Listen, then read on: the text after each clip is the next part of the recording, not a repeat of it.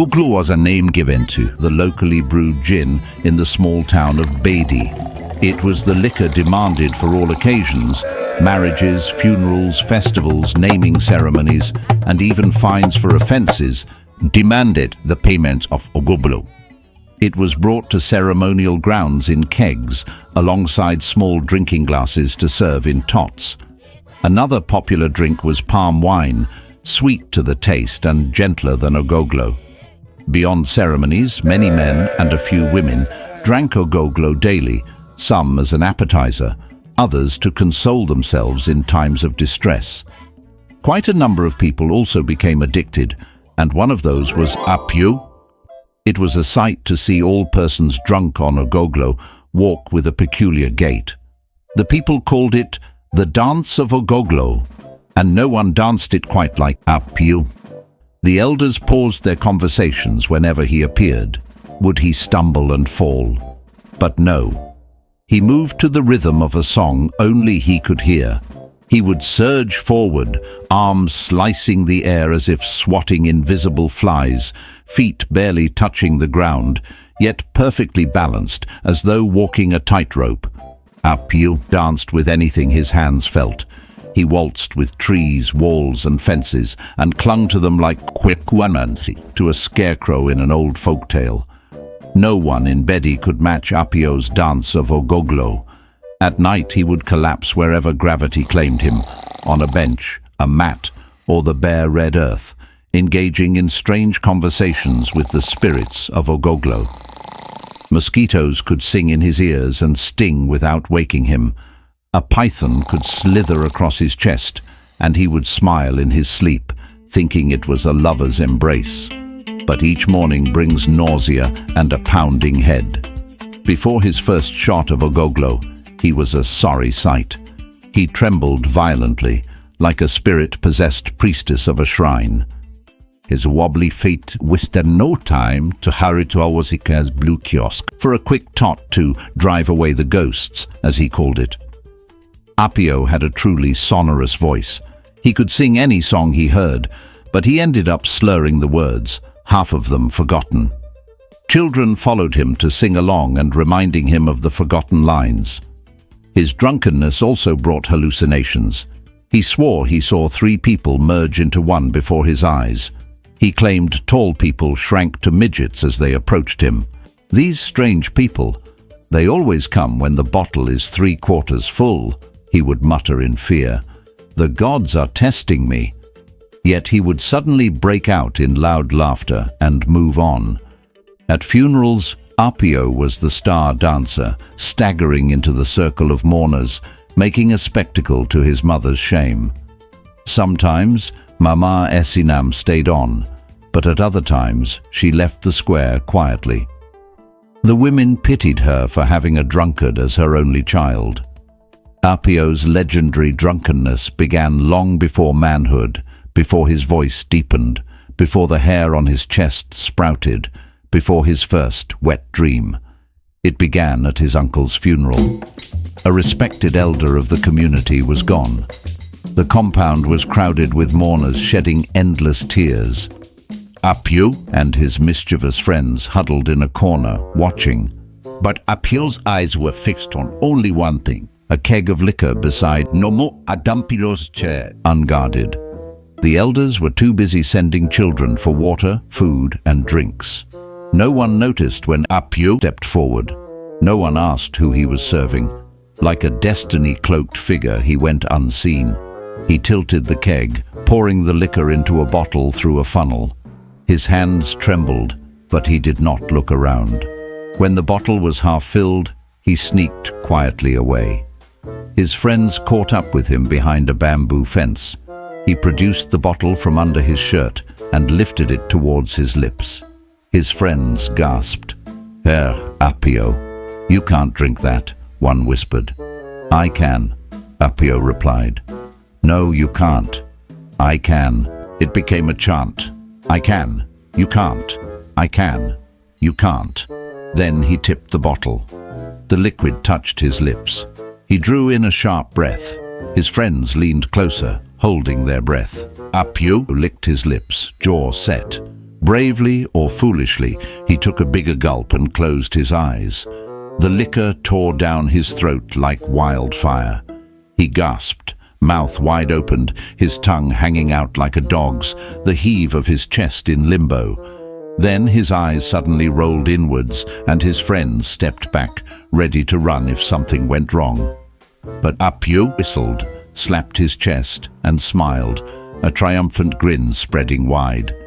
Relieved, his friends laughed, though their laughter was laced with fear. That day, Apio crossed from the world of boys and their harmless adventures into the dangerous realm of men, liquor, and destruction. The glass of Ogoglo became a crutch, a necessity for Apio. None could say Apio turned to alcohol to forget his worries or his poverty, for his mother lacked nothing. Mamaa Esinam's husband died early and left a large portion of farmlands for her and her son. Apio helped on the farm whenever he was sober and to the market to sell farm produce. He reveled in the nicknames the market women gave him: Dodge, Blue Kiosk, Siko Meludu, Gallon, No Return, and more. At the marketplace he was the comedian, making everyone's day enjoyable. Mamaa Esinam looked on in disgrace. This was not the child she had hoped for. She had prayed for him long before his birth, for a healthy child, with strong legs, a sharp mind, and a bright future. But his path had twisted. His playmates were all in gainful employment. Kobla repaired cars and ran a spare parts shop. Kofi joined the army. Yao became a successful farmer. Even lazy Kwame found purpose as a teacher. But her son, born Kwesi Dumfa, had traded his name for Apio and drifted like smoke. His friends, however, did not abandon him. He was forever their friend, and as usual, he was the one who sent them clutching their ribs in laughter at his jokes. They never failed to talk him out of his habit. He would stop for a week or two, making his mother sigh with a flicker of hope, only for him to run back to where he left off. He was trapped in the cycle. "Something is binding my son," she would say. "Some spirit, some chain, is holding him down." In Mamaa Esinam's desperation for relief, she sent him to church one evening. It was New Charismatic Church in town, known for miracles and deliverance service. There could be a possibility of redemption. It was a Friday night when she finally convinced him to accompany her. The air was charged with prayer when they entered. The pastor, fiery and commanding, paced the dais. When it was time, he beckoned toward Apio. The prayer warriors rushed to bring him forward. The man of God placed a hand on Apio's head. Apio burst into wild laughter. The congregation erupted in tongues and the stomping of feet. A captured soul would soon be released from the clutches of the evil one. Their singing intensified. Apio swayed and fell. The warriors gathered around him, commanding the spirit of alcohol to depart from him. Then he sprang up, dancing recklessly to the music. People shook their heads with pity. The pastor followed him around, praying as Apio spun and twisted, laughing louder than the drums. Suddenly, he ran out of the church. The warriors gathered around his mother and prayed for her. When it was over, the pastor whispered in her ears, "Mama, this one needs something stronger, a 40-day fast by both you and your son." A fast was impossible for the elderly woman, and Apio would not think of it. So she took him to a shrine deep in the thickets, where there was no beaten path.